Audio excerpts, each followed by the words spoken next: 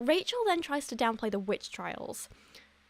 And this is absolutely wild, because I guess in her mind, 30 to 60,000 people dying because of misogynistic hysteria isn't a big deal. And then she also throws into this what seems to be a little anti-Semitism too. This is actually a pattern that you'll notice throughout the book. I was telling one of my friends about this the other day. I was like, she's quite subtle in the way she seems to hate Jewish people, but like not subtle in like a traditional sense, just like subtle for Americans these days. You know, she's not doing Nazi salutes, but at the same time, it's like she'll list off supposed like negative characteristics of people and be like, oh yeah, he scammed so-and-so out of this much money, and then he kicked a cat, and he was Jewish. And it's like, whoa, hang on, one of those is not like the others. And she always kind of lists being Jewish as almost like a negative trait, and it's like, oh, okay, that's a bit dodgy there, love. So she writes, feminist academia has done a good job of portraying Christian persecution of witchcraft and its practitioners as hysterical, superstitious, ignorant, sadistic hatred of women. Hollywood, with its obvious Jewish influence, has helped perpetrate this anti-Christian, anti-male bias by producing numerous movies and TV shows portraying witches as mysterious and misunderstood threats to patriarchal power, and the men who persecuted them as fools who were merely scared of female sexuality to such a degree they became paranoid mass murderers of women who deviated even slightly from cultural norms. She then goes on to say, they see it as a religious superstition and injustice. While I agree there were some bizarre Inquisition methods and most definitely wrongful convictions and deaths that would be considered an unduly harsh penalty in modern times, things like abortion and sex magic would have been obvious violations of law in a Christian monarchy. Therefore, it seems disingenuous at best to frame persecutions of witchcraft practice as superstitious hysteria on the part of knuckle-dragging Christian cavemen.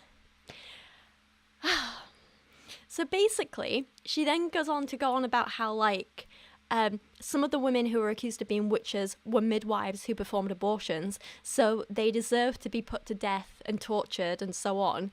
And she's like, okay, yeah, some of the accusations might have been wrong, but most of them deserved it as a punishment for being sinners.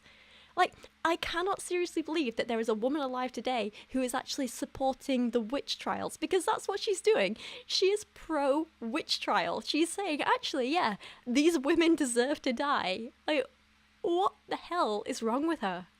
Like I say, she goes on to write that while some women were falsely accused, most, she claims, were not. And it couldn't possibly have been misogyny fueling this, because what about women who weren't witches? Were they burnt at the stake for merely participating in any traditionally male activity? Were they drowned for leaving the kitchen without a baby on each hip? Well, no, they were not.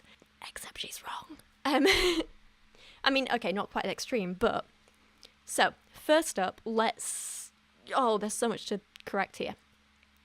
First up, people accused of witchcraft generally weren't burnt at the stake anyway. That is a myth, and suggests to me that she actually did very little research on this topic before writing about it. Generally, witches were hanged or thrown in water tied up to see if they would float or drown.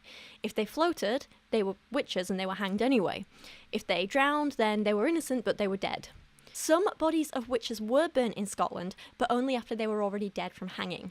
There were a couple of cases of burning supposed witches, but it was very, very rare. And sadly, this barbaric practice of putting women on trial, essentially, did continue outside of witch trials, and sometimes literally for the reasons that Rachel is claiming never happened. So a few years back, I took a trip to Canterbury and made a video there about some of its history, including what is called its ducking stool, which is a chair that is suspended over the river, which at the time was absolutely disgusting, right? This river was filled with sewage, waste, dead animals. It absolutely stunk. It was teeming with bacteria. And this ducking chair could be moved up and down the river, and people could pay to have someone that they didn't like ducked in the water and held under for an amount of time. Occasionally, a businessman might use this to punish another businessman who maybe wasn't paying his debts, but more commonly, and this was how it mostly made its money, it was used by men to punish their wives.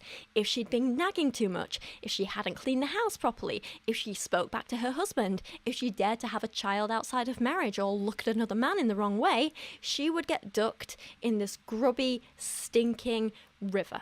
It was a punishment designed to humiliate and degrade mostly women, which sometimes resulted in accidental deaths if they were held under too long or they caught some sort of infection while they were under there. It was also sometimes just used as a threat, so men could pay a little bit less to have it just subtly moved outside their homes as a warning to their wives and daughters. So actually, yeah, some women were literally drowned and punished for simply leaving the kitchen.